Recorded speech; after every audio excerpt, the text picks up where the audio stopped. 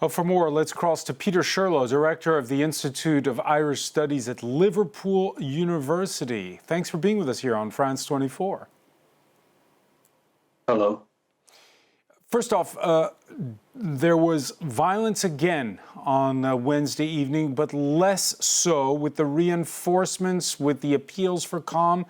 Do you feel as though this is beginning to die down?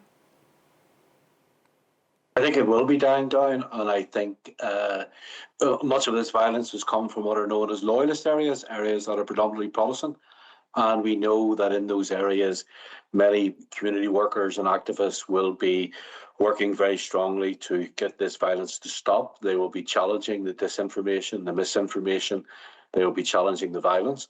I think also it's evident that the people who are organising this will be arrested. Some already have been arrested, and that usually, in these patterns of violence in Belfast, makes the violence disappear or diminish.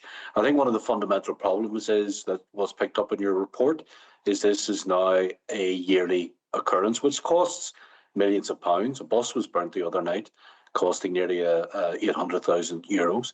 And vulnerable and innocent people have been driven from their homes. But one of the things I think is important is on the day following the stabbing incident, members of our assembly, our politicians, were talking about migrants as people who came here with an alien culture.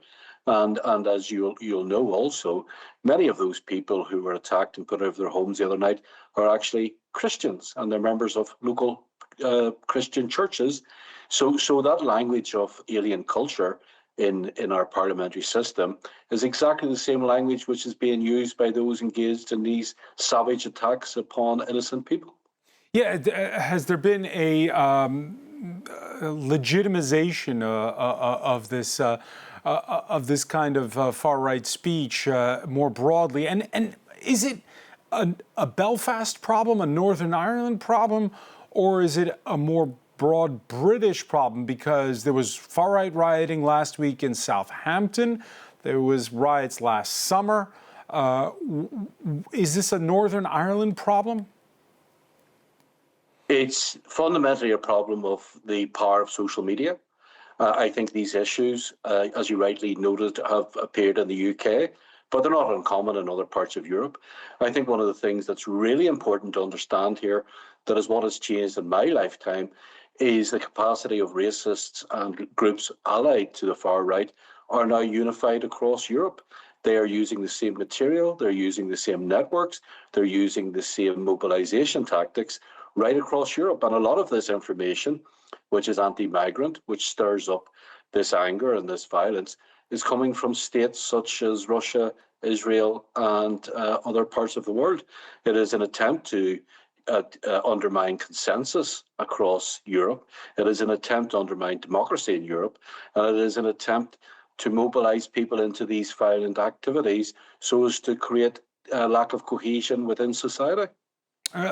Peter Sherlow, before coming on air, I went over the timeline of the world's richest man, Elon Musk, on his Twitter account, his X account, excuse me, and he was retweeting a lot of far-right activists in the UK. What do you make of the fact there's kind of a parallel universe where tomorrow we're going to be talking about the IPO of SpaceX, and it's going to be completely divorced from what you're discussing right now? How does that make you feel?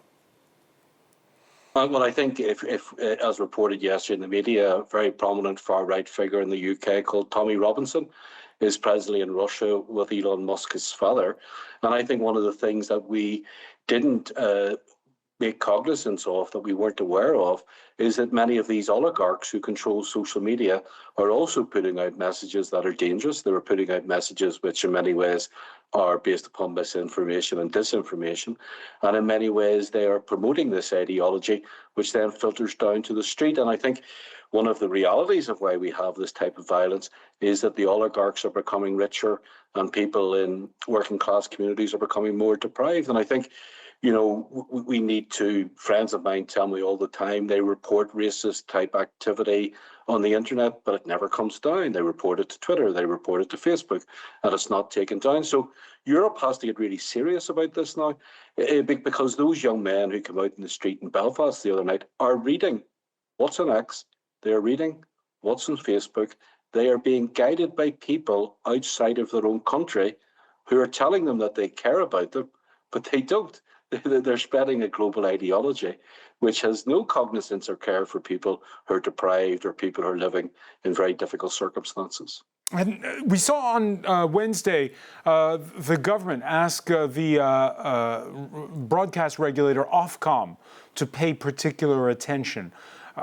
I don't know what's come of that, but what should the government be doing in this regard? Well, I think the first thing they have to do is they have to make sure that this is policed in terms of the groups I've just mentioned, the social media accounts. When somebody reports something that is racist, that is clearly racist, then that should be taken down with immediate effect. There's no regulation here. I know Europe and the British government have talked about this, but basically, in some ways, the horse is bolted. It's already embedded as a way now of communicating and networking. And it seems to me that the only way to stop this is to bring in significant fines for social media organisations which are not policing the diatribe and the hateful rhetoric that is being promoted via their networks. Peter Shurlow, so many thanks for speaking with us here on France 24.